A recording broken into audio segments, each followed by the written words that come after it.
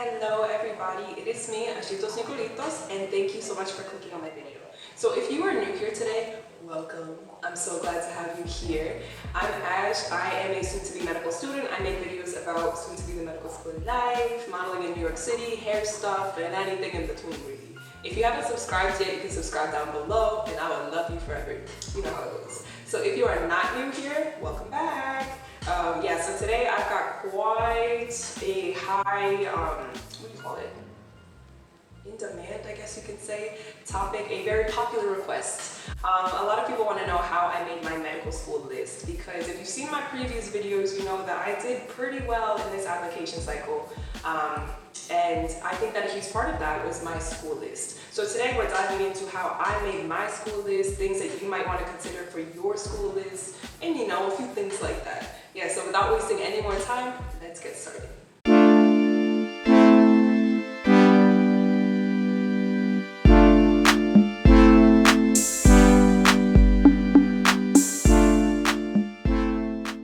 know that a lot of people use 𝐈𝐓'𝐒 when it comes to making their school list, and they go based off of the stats. I wasn't a huge 𝐈𝐓'𝐒 person.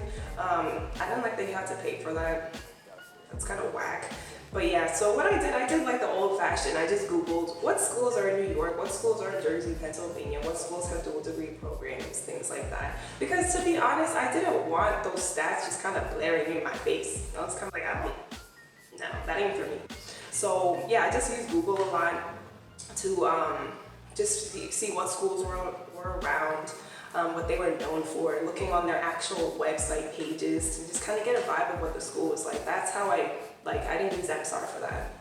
So before I started this process, and anybody asked me, where you went to medical school? I talked about this in another video, but I would always say, I'll go anywhere they accept me. I don't care who it is, what they do, where they are, I'll be there.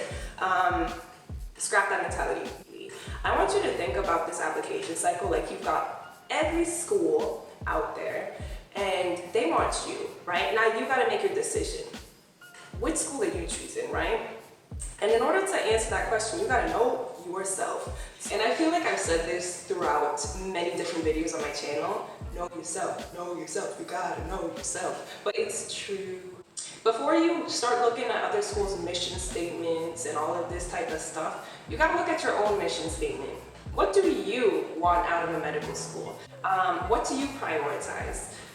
What do you want to get out of your medical school experience? Because the truth is that every medical school is going to teach you the sciences. It's going to teach you the biochemical foundations, how to talk to patients and all that type of stuff. But every school is going to drop their little flavor of what's important to them, right? So what you're doing when you're trying to find your med school list is you're going to try to find what's important to them, what's important to you, and then make a kiss, right? Well, where it makes sense. Where are you going to be happy? What are deal breakers? What aren't deal breakers for you? So I think that's the most important thing in terms of making your school is knowing yourself, knowing what you want, knowing your mission statement, and then aligning your schools based off of that, not your stats, right?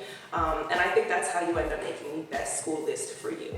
Because stats are cute and everything, but they don't give you enough information. They don't give you the full story. They don't give you the full picture of what these schools are actually looking for. When I started making my actual medical school list, what I did was I thought about the things that are most important to me. Before even looking at mission statements, before even looking into like the real specifics of these schools, I was thinking about what's important to me, what do I care about, and what would make me the most happy for the next 4 years. And the top things that came to my mind were location, staying close to my support system here in New York, financial aid, which you don't really know about too much unless we're talking about free tuition schools, which you can apply to. You don't know what financial aid packages are going to look like for different schools, but I knew that was important to me. And just a little note on that. When you're looking, when cost is a huge concern for you, yes, there are free tuition schools out there, but keep in mind, when we're talking about the cost of medical school, there's tuition and then there's cost of living. So even if they cover the full tuition, unless it's a full cost of attendance scholarship, you still have to cover the other cost of attendance. So don't just limit yourself to free tuition schools, because you never know who's going to offer full cost of attendance scholarship, right? So location, finances, I was interested in dual degree programs with MD and PH programs because I'm interested in working in underserved communities later on in my career. And I thought that that degree would help me out with that. And also accelerated programs. Because I was a non-traditional applicant and I took 3 gap years, I was like, let me get into medical school, let me get out of medical school, let me just keep this train moving, right? So those are the main things that I was looking for.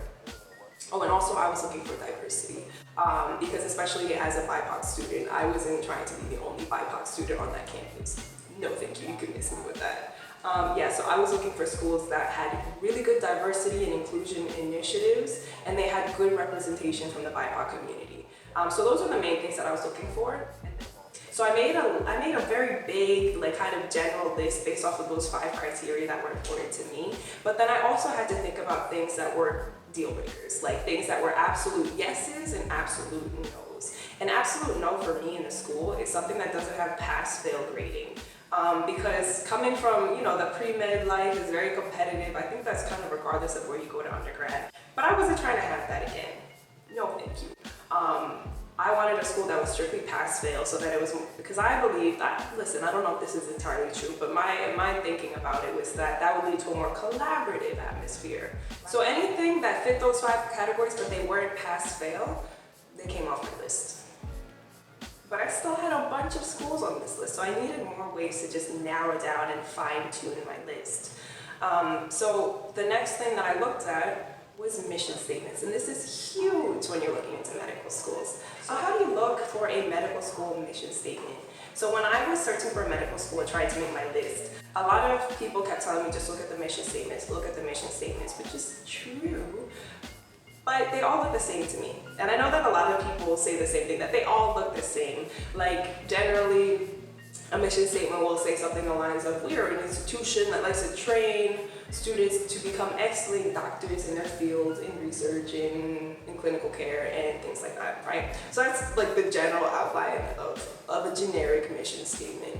And they all basically say that. But what you gotta do is, after you've seen enough mission statements, and I mean like in the 30s and the 20s, you start to see that they all are a little bit different. They say the same thing, but they might use different language to portray that idea.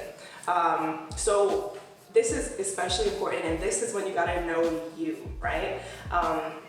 So I know that I'm interested in a school that's got good diversity. I'm interested in a school that is very socially responsible, and it's gonna talk about equity and access to care, right? And really just advocating for patients and social justice.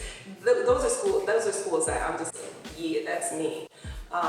So like I said, these mission statements are all very similar, but they use different language. So if a school was trying to say, yeah, we train a diverse set of students instead of just students, oh, okay, you got my attention. If a school was like, oh, we train a diverse set of students to offer very socially accessible care. Oh, wow, okay, yeah. So it's just like little words that they drop here and there. That's what you're looking for. If they don't mention anything about diversity, I was like, I don't know. But if they did mention social justice explicitly in their little mission statement, I was like, okay, you know, now we're talking. And this was how I was able to kind of like parse through, I'm going to apply to this school, but I'm not going to apply to this school. But there's a caveat. Of course, there's also a caveat. There's always going to be a caveat. You may find a school, and this has happened to me, you find a school that's just like, oh my gosh, this school is me, this school is perfect. And then they reject you so quick that you barely even like hit that submit button. And then you also have schools that I applied to that they didn't really fit me too well. It was just kind of like they talked a lot about research and excelling, and I don't have an extensive research background, but then bam, accepted. So you never know. So just take this with a grain of salt. But when it comes to just kind of like seeing the difference between a few mission statements, just look at like the little key details that they drop in there. They think you don't notice, but you notice, right? Y'all like go notice these little differences. And so I kind of helped use that as a guide as well. So now I've got myself a little bit of a shorter list. I'm looking at those 5 factors that I mentioned earlier, but I'm also have narrowed it down based off of mission statements that spoke to these 5 factors, that spoke to social justice, diversity, and just inclusion in that way. And so now I've narrowed down my list a little bit, and I've also thought about things that are hardcore deal breakers for me, right? If they don't have pass-fail, I probably ain't going, because, you know, so that's something that I definitely was able to use to just kind of cross more schools off of my list, and I slowly went down to 50, down to 40, and then I started emailing around, and I'm just kind of like, who's here with the fee waivers, you know? Because if I emailed a school and I explained my situation and they came back with like, yeah, don't worry about that secondary application fee, that was a good sign. Because I'm not even a student at that school yet, and they're already willing to kind of accommodate me and meet me halfway. Imagine what it'd be like if I actually did go to that school and I was a student there. I'm assuming that they'd extend these same kind of accommodations in a way. Maybe, right? So that was always a good sign right there. And that also helped me kind of solidify my school list. And schools that I was just kind of like, I'm not too sure yet, I do want to learn more, but I'm not entirely sure yet, and they didn't offer that fee waiver, I was just kind of like, you know what, I'm gonna hold on that one, and go with this other one who did offer this fee waiver. And the majority of them, I would say probably about 15, 16 schools were able to waive the secondary fee. And from the rest of them, I had to make the decision, do I still want to apply to this school that badly? And if I did, best believe I applied. And if I was just kind of like on the fence, I didn't apply. So that's how I ended up applying to 39 schools. So these are the steps that I took to make my school list, right? And remember, this is based off of my priorities. Those 5 things are specific to me. The pass-fail thing, that's something that I wanted. So now you gotta figure out what you want. But at the end of the day, I also want you to be patient with yourself, because these may change over the course of a year. After you get into these interviews and you start talking to people, you start seeing what's out there, what you should have been looking for that you didn't know you could even look for, right? This might change your priorities. Like, that happened with me.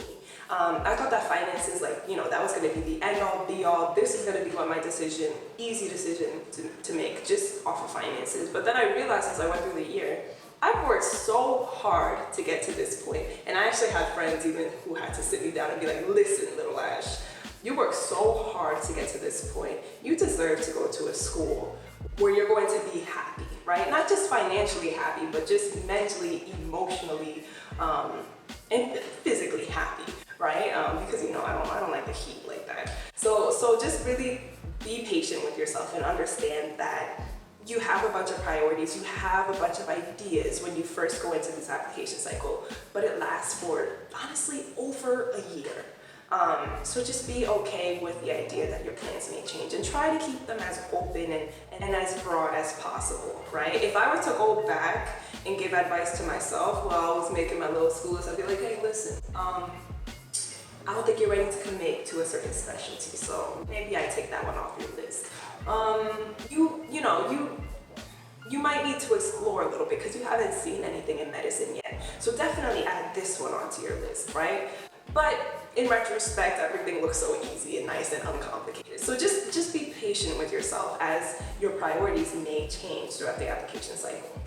Okay, that's all I got for you. I told you the 5 most important components that I was looking for in a school, my pass-fail requirement, and also how I looked at the mission statement. So I hope that this video was helpful. And if you have any questions or comments or anything that you'd like to see explained a little bit further in future videos, comment those down below. And while you're commenting, you can hit that like button because it actually helps me out a lot as a creator. And subscribe so that you can know when I'm coming up with new videos and be a part of my YouTube family, because, you know, that's always fun too. Again, it's me, 𝐈𝐓'𝐻'𝐒, and I'm so happy that you joined me today, and I look forward to seeing you next time.